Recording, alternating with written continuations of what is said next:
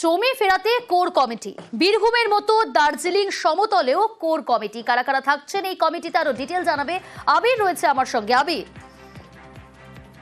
দেখো, শিলিগুড়িতে বরাবরের জন্য যেটা জানা যেত সেটা হচ্ছে যে একটা গোষ্ঠীদ্বন্দ্বের সমস্যা, এবং লোকসভা নির্বাচনেও দেখতে পাওয়া গিয়েছিল যে একাধিক ওয়ার্ড সেখানে তৃণমূল কংগ্রেস ভীষণ রকম ভাবে পিছিয়ে যায়। এছাড়া শিলিগুড়ির সমতলে যে সমস্ত বিধানসভা কেন্দ্রগুলি রয়েছে সে তৃণমূল কংগ্রেসের ফল অত্যন্ত খারাপ হয়। এই অবস্থা থেকে বেরিয়ে আসার জন্য বীরভূম এবং উত্তর কলকাতার ধাঁচে গোষ্ঠীদ্বন্দ্বকে মিটিয়ে একেবারে কোর কমিটি তৈরি করে দিল তৃণমূল কংগ্রেস। যে সাংগঠনিক ভাবে যেটা জানতে পারা যাচ্ছে তৃণমূল কংগ্রেসের এই কোর কমিটিতে গৌতম দেব, রঞ্জন সরকার, পাপিয়া ঘোষ, অরুণ ঘোষ, রোমা রেশমি এক্কা, শঙ্কর মালাকার, জ্যোতি তির্কে এবং শোভা সুব্বা এবং মোহাম্মদ আইনুল হককে রাখা হয়েছে। তুমি জানো যে এর আগে একাধিকবার গৌতম বনাম পাপিয়া নিয়ে বিভিন্ন সময় নানা ধরনের চর্চা হয়েছে, নানা আলোচনা হয়েছে, এবং চেয়ারপারসন হিসেবে একেবারে নতুন মুখ সঞ্জয় টিবড়েওয়ালকে রাখা হয়েছে। 2026-এর বিধানসভা নির্বাচনে উত্তরবঙ্গ অত্যন্ত গুরুত্বপূর্ণ। শিলিগুড়ি যে লোকসভা বিধানসভা যে আসনগুলি রয়েছে সেগুলো অত্যন্ত গুরুত্বপূর্ণ।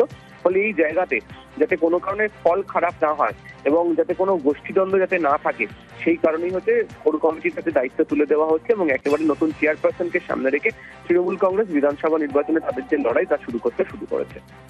বেশ,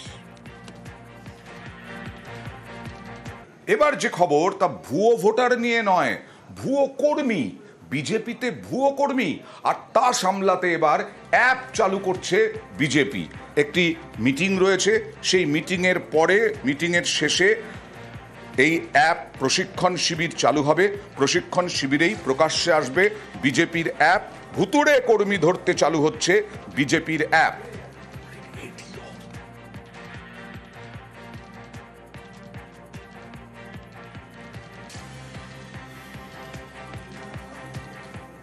আর তৃণমূলের ভাষা আন্দোলন তো শুরুই হয়ে গেছে। বীরভূম থেকে মুখ্যমন্ত্রী মমতা বন্দ্যোপাধ্যায়, তৃণমূল নেত্রী মমতা বন্দ্যোপাধ্যায় তিনিও ভাষা আন্দোলন শুরু করেছেন।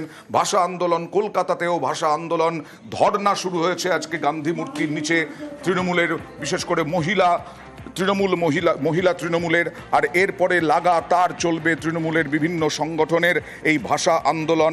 গান্ধী মূর্তির নিচে আজকে মহিলা তৃণমূলের ভাষা আন্দোলন। বাংলা তার মায়ের অপমান সহ্য করবে না। যে একটি রাজনৈতিক দলের কর্মসূচি হতে পারে যে একটি ভাষাকে আক্রমণ করে সহজভাবে বলা যে তুমি বাংলাদেশি, মানে আপনি দেশের নাগরিক, আপনাকে চট করে আপনার নাগরিকতাটা কেড়ে নিল। এটা কতটা অপমান বলুন। ফলে আমরা এর প্রতিবাদ চলবে। ভিন রাজ্যে পরিযায়ী নির্যাতনের প্রতিবাদ। একাধিক বিজেপি শাসিত রাজ্যে বাঙালি হেনস্থা। বাংলা বললেই বাংলাদেশি সন্দেহে আটক। পরিযায়ী বললেই নির্যাতনের প্রতিবাদে কলকাতায় মিছিল। গোলপাক থেকে যাদবপুর পর্যন্ত মিছিল। আর এই মিছিলের আয়োজক বাংলা একতা মঞ্চের, তাদের ডাকেই প্রতিবাদ মিছিল।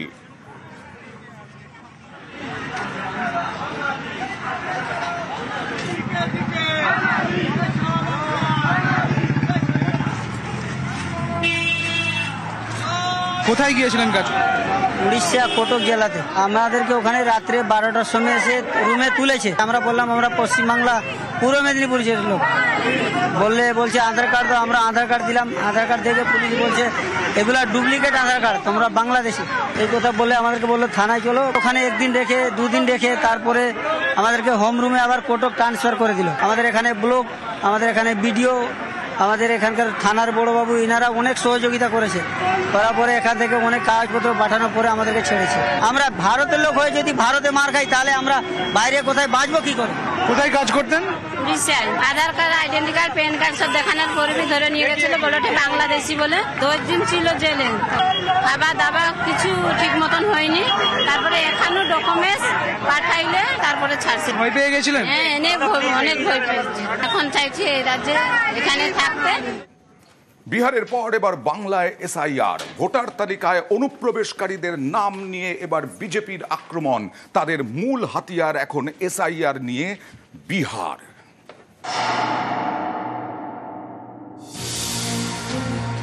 বিহারে স্পেশাল ইন্টেন্সিভ রিভিশনের পর খসড়া ভোটার তালিকা প্রকাশ হয়ে গিয়েছে।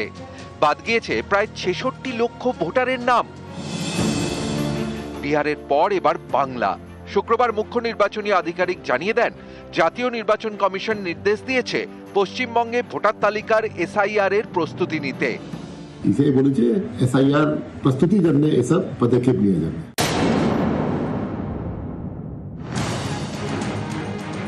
বাংলায় এসআইআর এর দাবিতে ইতিমধ্যেই সরব বিজেপি। তাদের অভিযোগ, এই রাজ্যের ভোটার তালিকায় রোহিঙ্গা এবং বাংলাদেশি অনুপ্রবেশকারীদের নাম রয়েছে। একই সুরে অভিযোগ উঠেছিল বিহারেও। কিষানগঞ্জে হিন্দু স্বাভিমান যাত্রার ডাক দিয়েছিলেন কেন্দ্রীয় মন্ত্রী গিরিরাজ সিং। বিজেপির অনুপ্রবেশকারী আক্রমণের শীর্ষে ছিল বিহারের কিষানগঞ্জ। খসড়া ভোটার তালিকা প্রকাশের পর দেখা গেল কিষানগঞ্জ থেকে 11% ভোটারের নাম বাদ গিয়েছে। সংখ্যায় 1,45,000। ভোটার তালিকা থেকে নাম বাদ যাওয়ার নিরিখে সংখ্যা বা শতাংশের কোনো দিক থেকেই 1 নম্বরে নয় কিষানগঞ্জ। পূর্ণিয়া, আরারিয়া বা কাটিহারের মতো জেলা যেখানে মুসলিম জনসংখ্যা 40% বেশি, সেখানে গড়ে 7 থেকে 8% ভোটারের নাম বাদ গিয়েছে, যেখানে বহু জেলায় 10% বেশি ভোটারের নাম তালিকা থেকে বাদ গিয়েছে। এই তথ্যকে সামনে রেখে বিজেপির অনুপ্রবেশ দাবির ভিত্তি নিয়ে প্রশ্ন তুলছে বিরোধীরা। ত্রিপুরায় আগরতলা স্টেশনে রোহিঙ্গারা ধরা পড়লো।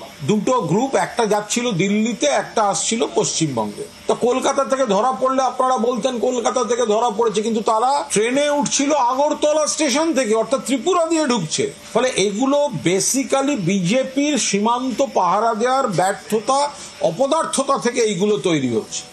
2002-03 এসআইআর হতেই পশ্চিমবঙ্গে যখন সিপিএম ক্ষমতায়, তৃণমূল বিরোধী 20 লক্ষের বেশি লোকের নাম বাদ গেছে। এই জেলার কোনো একটি মুসলিম বুথ খুঁজে বের করুন, যে কোনো একটি, যে প্রত্যেকটা বুথে মৃত ব্যক্তিদের কারো নাম বাদ যায়নি, কারণ ওখানে বিজেপি এজেন্ট দিতে পারে না। শিফটেড ভোটার, শিফটেড মহারাষ্ট্রে চলে গেছে কাজ করতে, মহারাষ্ট্রে গিয়ে ভোটার কার্ড বানিয়ে নিয়েছে, তার নাম এখানেও আছে ওখানেও আছে, ও মহারাষ্ট্রে ভোট দিচ্ছে আর এখানে তার হয়ে তৃণমূল কংগ্রেস ভোট দিয়ে দিচ্ছে। নিউজ 18 বাংলা। এরাজ্যেই ভুয়ো ভোটারের হদিশ, সিও দফতরের আধিকারিকদের 2 সরকারি আধিকারিকের বিরুদ্ধে ব্যবস্থা, 2 সরকারি আধিকারিকের বিরুদ্ধে শাস্তির ব্যবস্থা। কি বিষয়টি হয়েছে? শাস্তির তোড়জোড় নিতে শুরু করেছে, কারণ ভোটার তালিকা সংযোজনের সময় ফের ভুয়ো ভোটার। নমুনা সমীক্ষার সময়ে 110 ভুয়ো ভোটারের হদিশ। পূর্ব মেদিনীপুরের ময়নায় বেনিয়মের অভিযোগ দক্ষিণ 24 পরগনার বারুইপুরেও 2 ইলেকটোরাল রেজিস্ট্রেশন অফিসারের বিরুদ্ধে অভিযোগ। জাতীয় নির্বাচন কমিশনকে চিঠি সিইওর।